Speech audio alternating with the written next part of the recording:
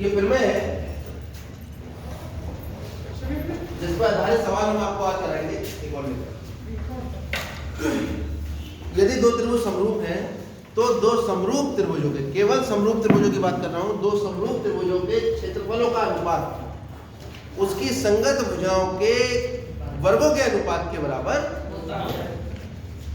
संगत का मतलब क्या है? जैसे एबीसी का है तो एबी के संगत होगा पीक्यू, बीसी के संगत होगा क्यूआर और एसी भुजा के संगत होगा पीआर। क्रम ले लो, इधर से जो क्रम उठाया वही क्रम इधर से उठाना है और दोनों त्रिभुज समरूप होंगे। समरूप त्रिभुजों के क्षेत्रफलों का अनुपात भुजाओं के वर्गों के अनुपात के बराबर होगा। चीजों को समझा करो।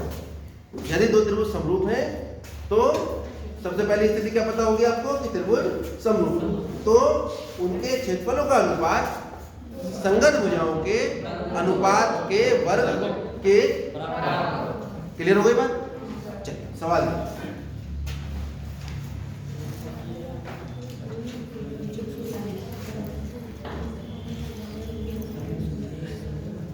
देखिए एग्जाम्पल 9 देखेंगे, बहुत ही महत्वपूर्ण सवाल है ये। पेज 157। आकृति में रेखाखंड XY त्रिभुज ABC की भुजा के समान।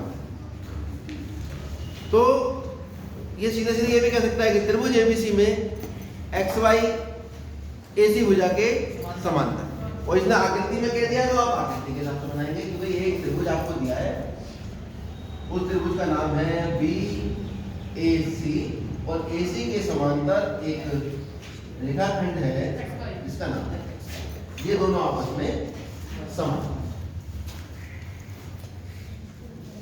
तथा यह इस त्रिभुज को दो बराबर क्षेत्रफलों वाले भागों में बांटता है। ये जो भुजा है इसने इस पूरे त्रिभुज को दो बराबर क्षेत्रफलों वाले भागों में बांट दिया। क्या क्या स्थिति दी है आपको कि XY समांतर दिया है AC, ये दो घंटे समांतर। उसके अलावा आपको बताया है उसने AR का मतलब एरिया, मतलब क्षेत्रफल। BXY ये शॉर्टकट है लिखने का।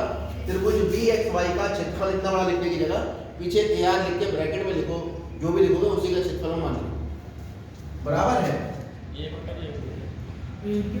एरिया XYCA, क्योंकि इसने ये तो कहा ये भुजा जिसको दो बराबर भागों में बांटी। कोई समस्या है तक? AX बटे AB आपको ज्ञात है, तो AX बटे AB बताइए कितना आएगा। यदि ये जानकारी आपके पास है, इस जानकारी से ये मान आपको ज्ञात है। दिमाग में ये सेट करो कि क्या हमें जानकारी है और क्या हमें निकालना है। एक त्रिभुज दिया है, उसमें एक भुजा दूसरी भुजा के समांतर है, ये दे रखी है। तीन में से एक भुजा के समांतर एक भुजा है जो दो भुजाओं को X और Y बिंदु पर काटती है, और ये भुजा इस प्रकार की है कि इनमें इसे दो बराबर भागों में। क्लियर हो गई बात? अब देखिए जब ये इसके समांतर है तो ये वाला कोण इसके बराबर और ये वाला कोण कॉमन। इसके त्रिभुज में त्रिभुज BYX तथा त्रिभुज BCA। क्यों मैंने इसे ABC नहीं लिखा? क्योंकि क्रम से लिखना है। BYX अब B के बराबर है और Y C के बराबर है, इसके बदले जहां Y लिखा था वहां पे C। इन दो त्रिभुजों में हम देख रहे हैं, दो त्रिभुज समरूप होने की स्थिति होती है कि उनके तीनों कोण संगत आपस में बराबर हो और साथ साथ संगत भुजाओं का अनुपात भी आपस में। क्लियर है बात? यहाँ पर फिर एक प्रमेय हमने आपको बताई थी, एक नहीं हमने आपको चार प्रमेय बताई थी, उसमें से एक थी कोण कोण प्रमेय। कोण कोण प्रमेय यानी A प्रमेय। और वो प्रमेय क्या थी कि यदि दो त्रिभुजों में दो कोण आपस में बराबर हो जाए तो दोनों त्रिभुज समरूप हो जाए। तो हम देख रहे हैं इसमें कि इसमें कोण YBX बराबर है कोण CBA। क्यों? दोनों त्रिभुजों में है, इसलिए ये उभयनिष्ठ कोण हो गया। उसके अलावा कोण BYX बराबर है कोण BCA के। क्यों? क्योंकि YX लिख देते चलो समांतर है AC के, और कोण Y बराबर कोण C कैसे संगत कोण आपस में बराबर होते हैं। यदि दो समांतर भुजाओं को एक तिर्यक रेखा काटती है तो ये कोण संगत है। तो ये दो समांतर रेखा है, जिसे एक तिर्यक रेखा काट रही है, तो एक तरफ के अंदर वाले, एक अंदर का और इधर के अंदर का दोनों कोण आपस में बराबर होंगे, जिन्हें हम संगत कोण भी कहते हैं। तो दो कोण हमें बराबर मिल गए, दोनों त्रिभुज कैसे हो जाएंगे? समरूप हो जाएंगे तुरंत। त्रिभुज BYX ये समरूप का निशान है। त्रिभुज BCA कौन सी प्रमेय से हुआ ये?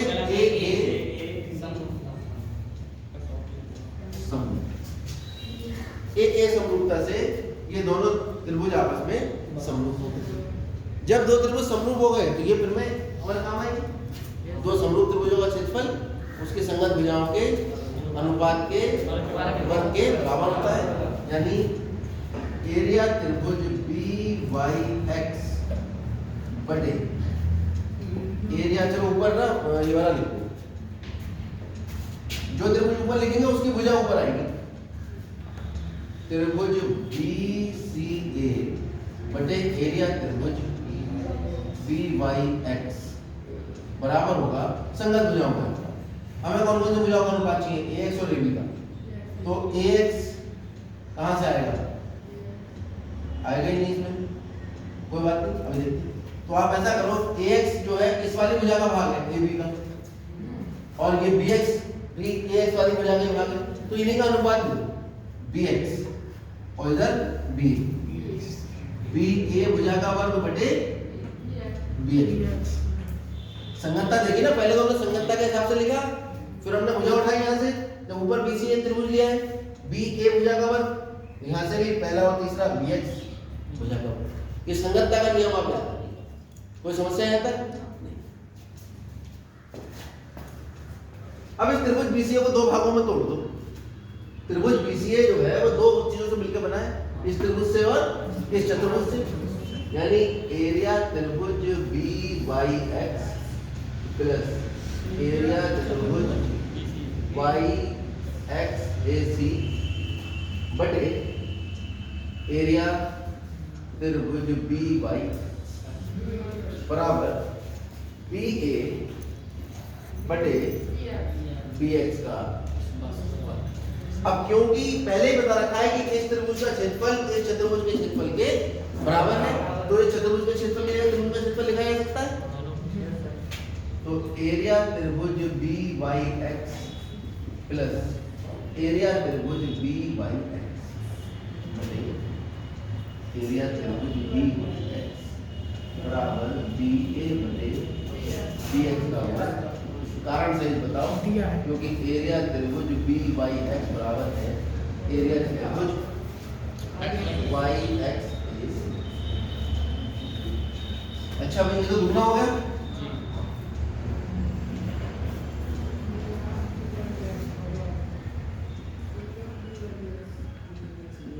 AB को क्या लिखोगे? AB को लिखोगे BX प्लस AX, और मुझे चाहिए किसका अनुपात? AX और AB का। AX और AB का चाहिए, तो मैं AB को गायब करूंगा। AB तो चाहिए ना मुझे, AB ऐसे रहेगा, ये कट जाएगा, और ये जो वर्ग था ये इधर क्या बन जाएगा? वर्ग बटे BX। तो आपके पास बचा वर्गमूल 2 बराबर, और इसकी भी गुणा हो जाएगी तिरछी, BX बराबर AB का कुछ करना नहीं है, BX को तोड़ लो। चलो BX को क्या लिखा जा सकता है? AB में से AX घटा के लिखा जा सकता है BX को। क्यों लिख रहा हूं मैं? क्योंकि मुझे अनुपात AX और AB का चाहिए। AB तो आ गया मेरे पास, कौन आ रहा है एक्स्ट्रा? BX। ये तो गणित में करते हैं हम, जो हमारे काम का नहीं है उसका मान किसी और के पदों में ढूंढ लो। तो BX का मान ढूंढो, कितना आएगा? AB minus AX।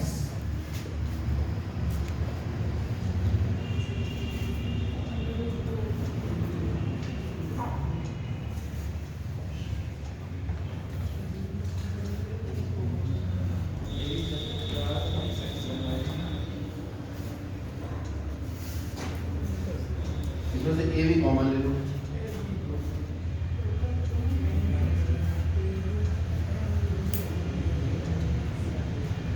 अब मान चाहिए मुझे AX बटे AB, इसको इधर ले जाओ, इसको इधर ले जाओ। वर्गमूल 2 माइनस 1 बटे वर्गमूल 2 बराबर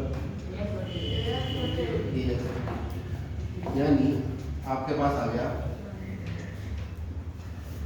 ax बटे ab बराबर, देखो ये आ रहा है क्या? कुछ और मान लो इसमें कभी कभी सिद्ध करवा लेता है, तो वर्गमूल दो जो ऊपर नीचे से गुणा कर लो कि बटे में वर्गमूल नहीं छोड़ते हैं। वर्गमूल दो दो माइनस एक से करोगे वर्गमूल दो बटे, कभी कभी ऐसे भी पूछ लेता है। ये आपका ठीक है, नोट